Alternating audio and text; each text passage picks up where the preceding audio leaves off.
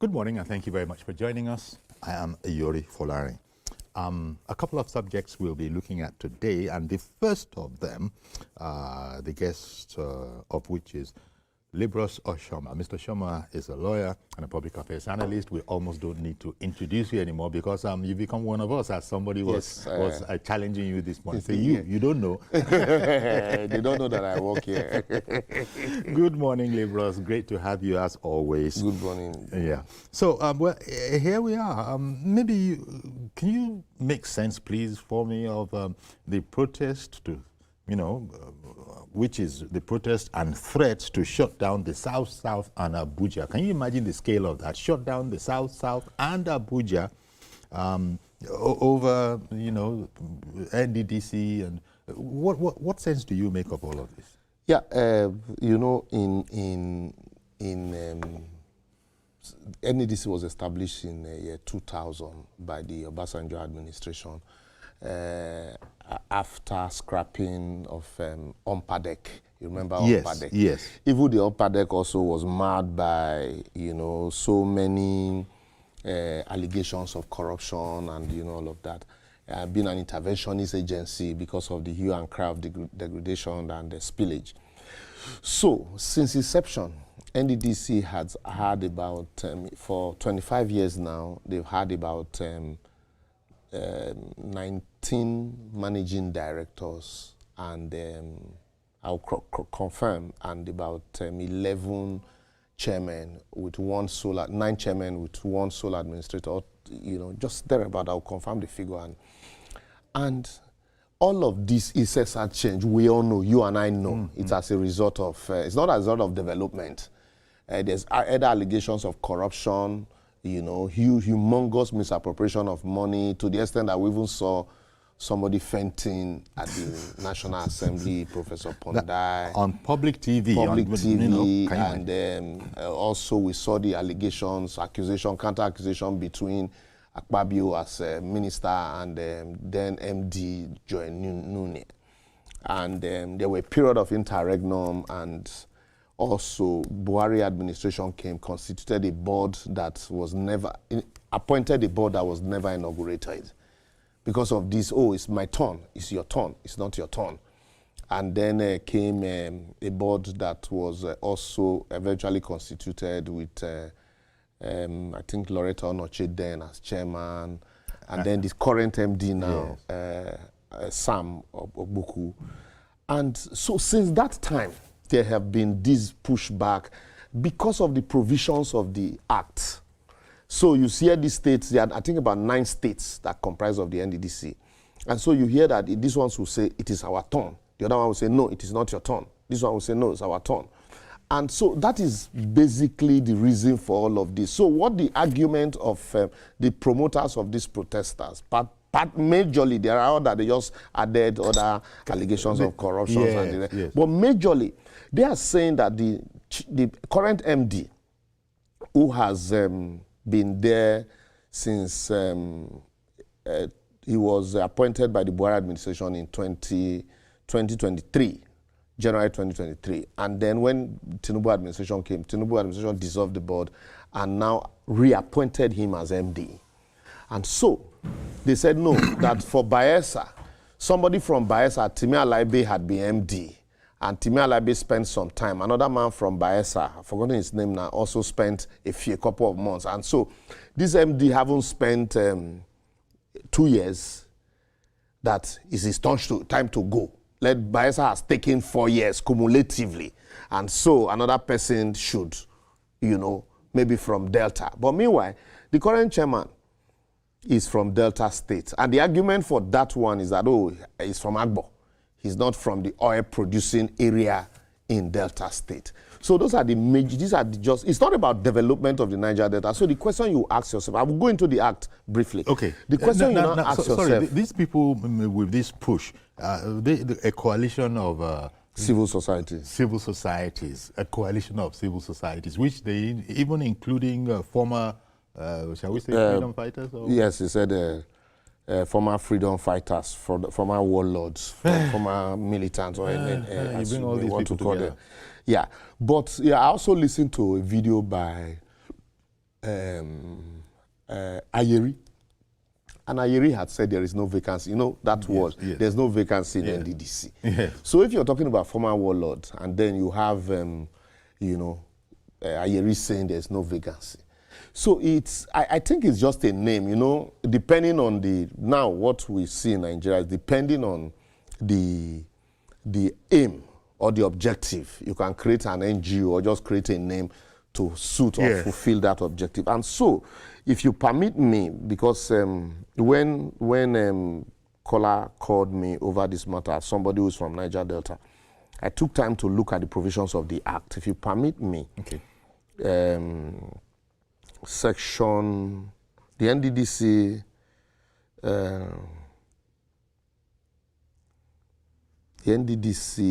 Act, Establishment Act, the Section 2 of the Section 2 subsection 1 says, there is hereby established for the Commission a governing board, in this act referred to as the board, which shall consist of paragraph A, says the chairman. And then paragraph B, a person who shall be an indigene of an oil-producing area to represent each of the following member states, that is Abia State, Akwa Ibom State, Bayelsa State, Cross River State, Delta State, Edo State, Imo State, Ondo State, and River State. And then now went further to list, 3 persons to represent non-oil mineral producing areas, one representative of oil producing companies, 1 person to represent Federal Minister of Finance, Federal Minister of Environment, Managing Director of the Commission, 2 executive directors. And then she says, the chairman and other members of the board shall be appointed by the President and Commander-in-Chief of the Armed Forces, subject to confirmation by the Senate.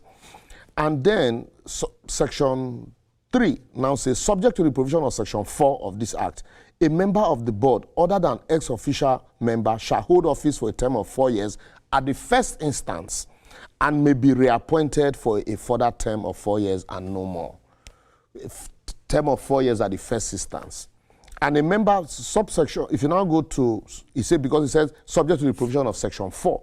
So Section 4 now says the office of the chairman shall rotate amongst the member states of the commission in the following alphabetical order: Abia, Akwa Ibom, Bayelsa, Cross River, Delta, Edo, Imo, Ondo, and Rivers. All of this is to accommodate this chop-by-chop mentality. So if an Abia man takes, the next person will be Akwa Ibom, the next is Bayelsa, the next is Cross River. So after the current chairman now is Delta. So after this current chairman, the next chairman will come from Edo. So E, after D, after E. Yes. So the question now is, these persons that have been appointed, were they appointed before now? Let's assume that the 9 months that the current MD spent in office is 1 term, because Buhari appointed him in 2023. So let's assume that that is 1 term. Now, the president has reappointed him for another term of 4 years. So can you now truncate that term midway to say, cumulatively, Bayelsa man was there before him, another Bayelsa man? There's nothing in the Act that says that if Bayelsa person has stayed as MD and then you appoint another Bayelsa person, if he stays for 2 years and he completes 4 years, then another Bayelsa should not, that Bayelsa person should not. There's nothing in the Act. What the Act talks about is a term of 4 years. And it is the president that has the right to appoint and reappoint. So all of this, I have never seen where this coalition of civil society gathered to protest the environmental degradation in the Niger Delta. I've never heard where they are protesting the deplorable states of the roads, the east-west road. And you remember there was a time you couldn't travel from Port Harcourt to Aba. That is that close proximity.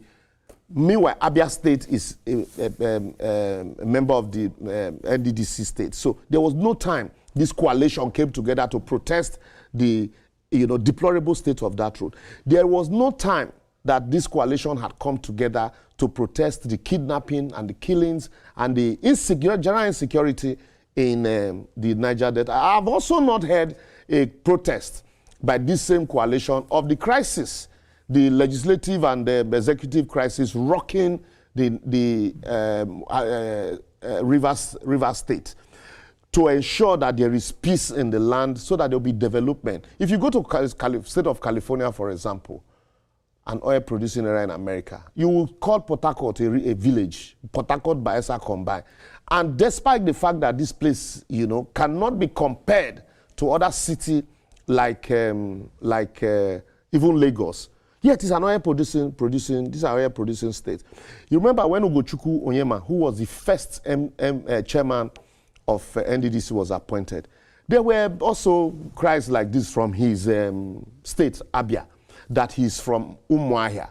That Umuahia, in fact, it was senators from that state that opposed his confirmation, that Umuahia is a non-oil producing area, and that so it cannot be appointed, even though the act didn't specify that a chairman must come from an oil producing area, or that oil must be found in your backyard. Also, Senator Odoma Egbe, SAN, is from Ikom in Cross River State. Ikom is not an oil producing area in Cross River State, but they produce a chairman. So if we're talking about the Niger Delta development, we need to, forever, they have been working on a master plan for the development of the Niger Delta. And this master plan had consistently not seen the light of the day because of this incessant change of government. It is only in this Tinubu's administration that you are having stability in regional developmental intervention agency. Because for now, you have stability in NDDC if these protesters will allow it to stay. And because of that, you saw Buhari introduce the Northeast Development Commission. Now every region now has its own development commission. Yeah, I pray we do not abuse it, because if you have a federal government and then you still now have regional development agencies, and then you have state government, you have local government. So at the end of the day, won't you make a mockery of this regional development? But I think that the only way these regions can develop is when you have stability in a board appointment that has to do with intervention.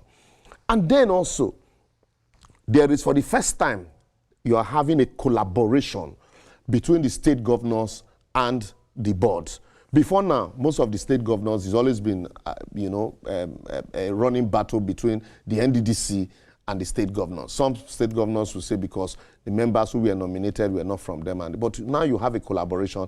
And even the governors are coming together to chart a regional block and infrastructural development. So I think, even if you say, it should be more about how do we develop Niger Delta rather than who sits on the table to share, whatever is there to share. Exactly. So rather than concentrating on the greater public good, of the area, we have people, I'm afraid the word must be said, they're being personal about it. You see, that is why even at the National Assembly you hear juicy committee and non-juicy committee.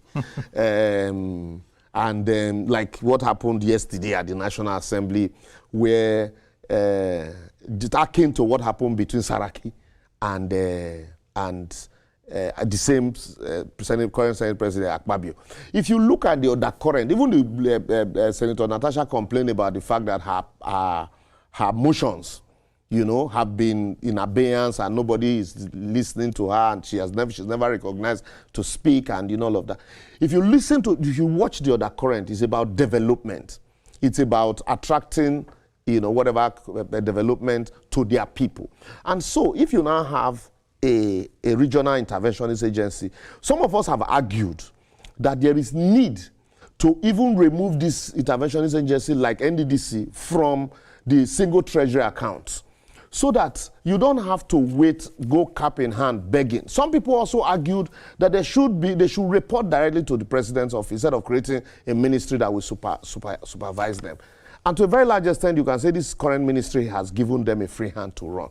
But when you now begin to have argument from within, saying, no, you don't chop rich, you move, let the next man come and chop. So you de-emphasize development, and then it's all about money. Also, someone said, in the course of my researching this, someone said you can't rule this out of the forthcoming election in Bayelsa State. So the current MD is from Bayelsa. And so some persons feel that NDDC, if you want to contest the election, then maybe they just take you to NDDC, go and make money to contest the election. So all of this, for me, it takes away the seriousness of the crisis that we have in the Niger Delta and just, completely water down the issue of development when you talk about appointment and leave out development. And then on the issue of the chairmanship, for example, Delta State, you are agitated because if you now remove this MD who is from Bayelsa, certainly you're not going to appoint another MD who is from Bayelsa. You're going to move to the next state, which is Delta, because the managing director is appointed on the basis, is rotated on the basis of the quantum of production. That's, I think, Section 2 of the Act also. So, you do now rotate to Delta. You remember a Delta man was appointed as the MD, but the board was never inaugurated. And so, another state would agitate for the chairmanship. That might be Edo. So, and then we'll come back to the agitation again. The Delta state will say, well, when we occupy the position, we're not given the chairmanship position, we didn't serve out our tenure. We'll start another round of agitation. And so for how long are we going to continually have all of this back and forth? So if you have this back and forth, the way out is we should see, first and foremost, I doubt if that would be, we should see appointments as an opportunity to serve and not an opportunity to chop. And then the second thing should be the president has appointed. Yes. And the president who has appointed, the Senate had confirmed. So they should not be browbeated. The president should not allow anybody browbeat him into creating this arrangement, because at the end of the day, the buck stops is stable. If at the end of the day, there is no development, there is no stability in the Niger Delta, people are going to say during his tenure, then nothing happened there. Okay. But they forget that it is the people from that region that created those crises. Okay. But nobody will remember them. One moment, Libros. Let me bring in a caller. Good morning, Mr. George. Thank you for holding on. You can go right ahead now. Hello, can you hear us? Mr. George calling in from Ikeja or Lagos. Hello? Know. Yes, now we can hear you. Good Hello, morning. can you hear me? Yes, we can hear you. Good morning, sir. Yes, we can hear you. Please Hello? go ahead. I can hear you. Uncle Yori, good morning. Can you hear me? Yes. If you can see you hear me? I am nodding. Yes. I'm afraid I'm not hearing you. Okay, but I'm giving you the thumbs up. Yes, I can hear you. I can't hear you, but you can hear me. Good morning, and good morning to Libros. Yes. Uncle Yori, I thought we were going to talk about more serious matters this morning. A lot of events happened yesterday, which I thought we would be talking about. We'd have an opportunity to, Right. So, I've said it severally. These interventionist regional commissions, they are really not for developmental purposes. NDDC has been set up for how many years now, Uncle Yori? Let's take a look at, they have been there for close to 30 years. What development has NDDC as a commission brought to the Niger Delta? The question of that particular aspect of it that gives opportunity to young people in Niger Delta to go for training and become useful to the society, those former agitators. That's the only thing one can say has come out from there. And it has outlived its usefulness as at today. Otherwise, there is no other developmental strides you can associate the NDDC with. Instead of us to concentrate money in better places, we are even setting up more regional development commissions.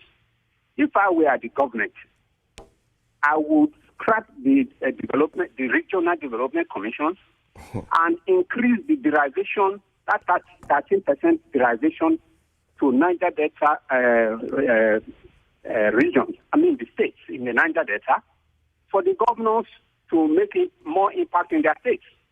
It's just a money-sharing platform. I stand to be corrected.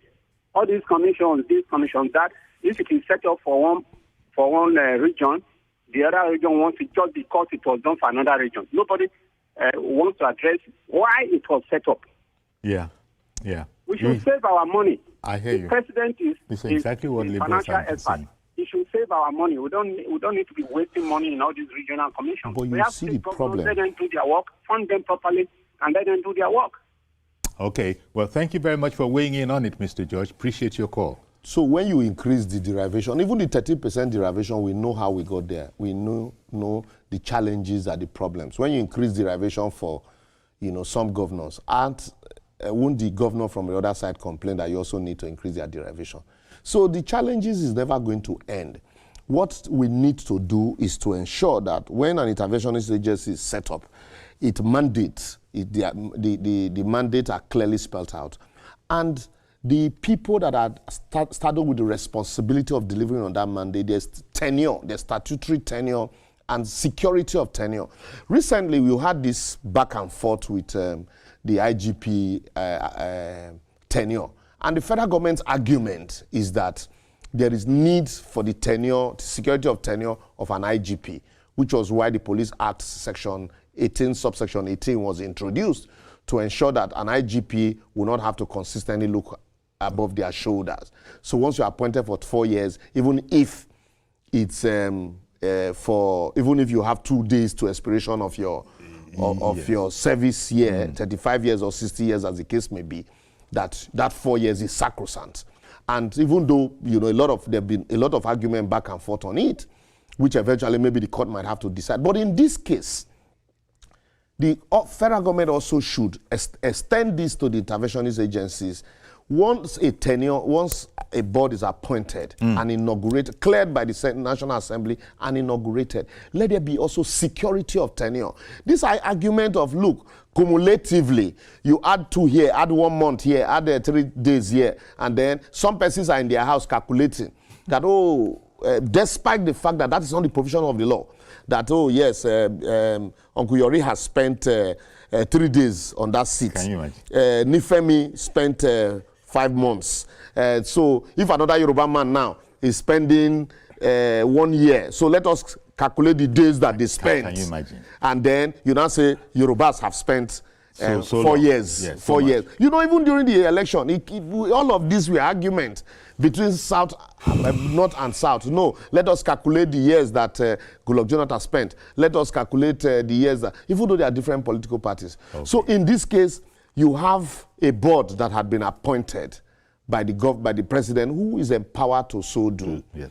You are not saying that appointment is flawed. You are not saying that if I didn't be that the current board, maybe the MD is appointed, reappointed after this tenure, you can now begin to argue like they argued during the President Jonathan's tenure, attempted, a contest, that, that 9 months that he spent can be calculated as a tenure. And so he's not eligible for another appointment, since the Act says that reappointment. And so this was reappointment. That's not the case. You say, no. Baesa, cumulatively, I don't do 1 day, 2 days, 3 days. We don't gather around together. Oh yeah, Mukuna go. So now bring somebody else. We can't make progress like that. I've been holding up a call that's coming from Port Harcourt. Good morning, caller in Port Harcourt. We didn't quite catch the name. Can you hear us in Port Harcourt? I said Charles. Charles. Good morning, Charles. Thank you very much. Yeah, please go ahead now. Okay. It's unfortunate we live in this part of the plan where we tend to see a lot of bad things rather than the good side of things. NDDC has really contributed immensely towards the development of this country, especially in this side of the states, which happens to be River State. There are a lot of scholarships students have benefited from. But in my own opinion, I also think one of the major reasons why NDDC may not have been getting the required attention is because a couple of times back, you remember the FCT minister, Nyesom Wike, said something like, NDDC will do projects which is not in harmony with what the state wants. I believe that if that's taken into consideration, a lot of improvements will really happen. But for example, it will be very foolish to create road in an environment where education is supposed to be key. Like, for example, you come to River State, the state is already doing a lot of roads. So for NDDC now to come into one place and need to create road, the people in question may even mistake that project for the state government project. But if you look at what Wike said, there are a lot of sense when he was the governor. You can't come into my state and begin to build projects without even the consent of the governor. This is where NDDC need to come into game. But to try to cast aspersions as per whether NDDC is doing well or not, there may be corruption. In fact, there is nowhere in the world where corruption is dry. It is everywhere. But as much as we want to speak about this corruption, we start from, is it from the police, the PACM, even the government? Everywhere there is corruption. But at the same time, let us also understand the fact that NDDC has also done well and try to look forward to getting it done better. Thank you very much. Okay, thank you very much, Charles, and indeed for holding on as well. And so for me, that's a call from Port Harcourt. I'm from Niger Delta, but I'm not in Port Harcourt. Even though I visit this area, but so I cannot be more, I can't have more fact than Charles, who is on ground there. And so that's why for the people who feel this pain, they understand that these interventionist agencies are necessary. And that's why some of us, I had been at the forefront of the advocacy for ensuring that they are removed from the TSA, single treasury account, so that there will be this idea of once money is budgeted, it is deemed appropriated. Not you budget funds, and then you now go cap in hand to beg for that money to be released so that you can use it. At the end of the day, this project that I mapped out for the year will never be achieved. And also, I've also talked about security of tenure. Because why do we have 4 years tenure and an opportunity for a re-election? So that there'll be security. And so if you start a project, you'll be able to a very large extent see it through. But when you start a tenure and then you don't even know when it will end because there will be agitations. Then, so what some persons are certainly going to do, let me hurriedly do what I can do. And at the end, some of these jobs are going to be, low quality job because shoddily done because you want to quickly, in some cases, if you have a dubious person, he also want to quickly make money, as much as he can because he does not know. But if you have a security of tenure, there'll be need to sit down and say, let us have a master plan. And then let us begin to work from there. And then whoever comes can continue with that master plan, knowing fully well that he also has tenure. Yes. No need for you to be looking over your shoulders. So to speak. Mazi Okoroafo, good morning to you, sir. You're going to be our last caller. Go. Okay, sir. You see, let us face the reality of what the federal government should do for permanent fixed in that energy is one. They should come all the states under that very energy to line it up. That state, so state takes it up from 19 to the next one will be from so state to state. This thing like that, according to the alphabetical order of the states that fall under that list. That's the only best solution. But the situation whereby the federal government will come, pick from the pick of that. And there's a problem I've discovered in Nigeria. When somebody is not from your own side, and it's not doing the way you want it, what you do is to dabaro everything, that's to make sure that everything ends up. That is the problem we are facing in all these commissions. But the area the federal government go back to the basis and find the nation and find out the causes better for us and stop this symptoms. Now tell me, let me tell the truth, whether Nigeria like it or not. You know there are a lot of projects like the guest was just abandoned. When this man leaves everything, the next person comes, he will not do what we call continuity. You see as President Tinubu, he continues from all those projects that they continue all those things. But what happened to all those things? Nothing is happening.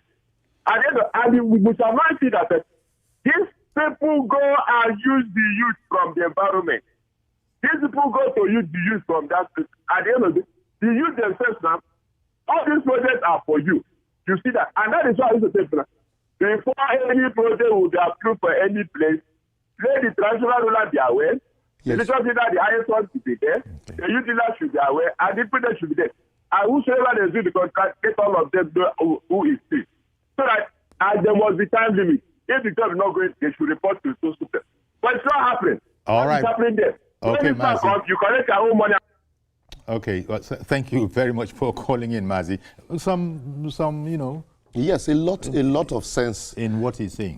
But I can assure you that, from my experience, most of these projects, the traditional rulers are aware. But you find that in some cases, selfishness also creeps in.